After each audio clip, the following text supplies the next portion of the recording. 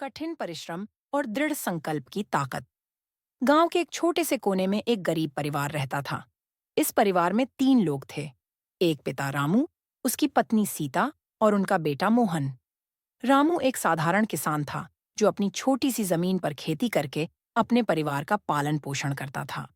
परंतु उसकी मेहनत के बावजूद परिवार की आर्थिक स्थिति बहुत खराब थी। मोहन एक होशियार लड़का था, लेकिन गरीबी के कारण उसके पास न तो अच्छे कपड़े थे और न ही किताबें।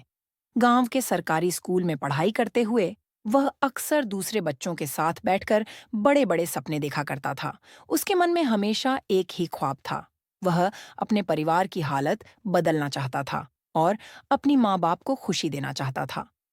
जीववान संघर्षों की शुरुआत। एक दिन मोहन ने अपने पिता से कहा, पिताजी, मैं पढ़ाई करना चाहता हूँ और कुछ बड़ा बनना चाहता हूँ। रामू ने गहरी सांस लेते हुए कहा, बेटा, मैं जानता हूं कि तुम में काबिलियत है, लेकिन हमारे पास इतना पैसा नहीं है कि तुम्हें अच्छी शिक्षा दिला सकूं।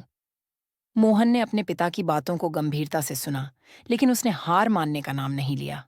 उसने ठान लिया था कि वह खुद ही अपने लिए रास्ता बनाएगा। मोहन ने गांव के ही एक बूढ़े अध्यापक से मदद मांगी। अध्यापक ने उसकी लगन देखी और उसे मुफ्त में पढ़ाने के लिए तैयार हो गए। मोहन ने दिन रात मेहनत की। वह दिन में स्कूल जाता और शाम को खेतों में अपने पिता की मदद करता। रात होते ही वह पढ़ाई में जुट जाता।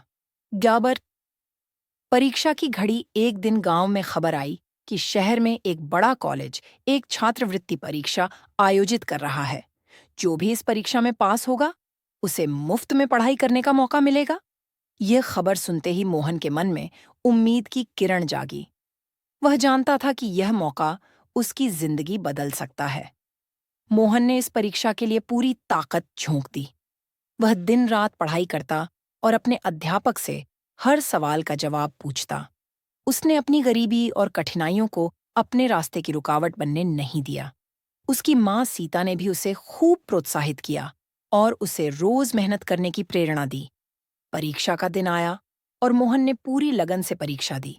कुछ दिनों बाद जब परिणाम आया, तो मोहन का नाम शीर्ष पर था। उसे छात्रवृत्ति मिली और वह शहर के सबसे बड़े कॉलेज में दाखिला लेने के योग्य हो गया। रमारा जी, शहर की चुनौतियां।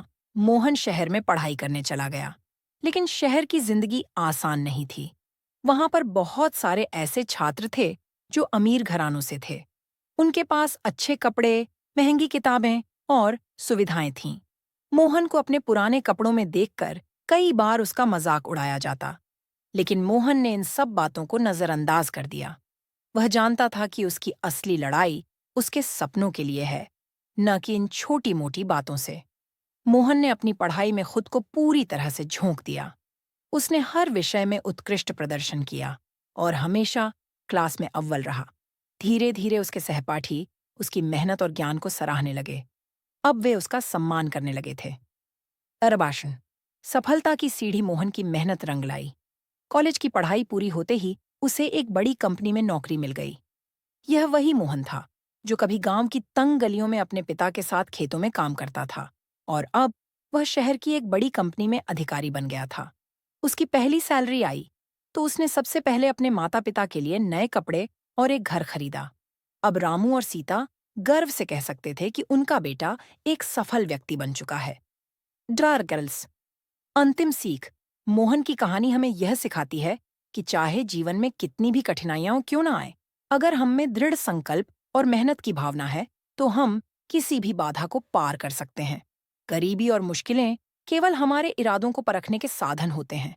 जो इन बाधाओं के सामने हार नहीं मानते, वे ही असली विजेता होते हैं। मोहन की तरह हमें भी यह विश्वास रखना चाहिए कि हमारी मेहनत एक दिन जरूर रंग लाएगी और हमारे सपने हकीकत में बदल जाएंगे। यह कहानी हमें सिखाती है कि जीवन में सफलता पाने के लिए सिर्फ संसाधन ही नहीं, बल्कि साहस, आत्मविश्वास और कठोर परिश्रम की आवश्यकता होती है। जो व्यक्ति इन गुणों को अपनाता है, वह जीवन में किसी भी ऊंचाई को छू सकता है।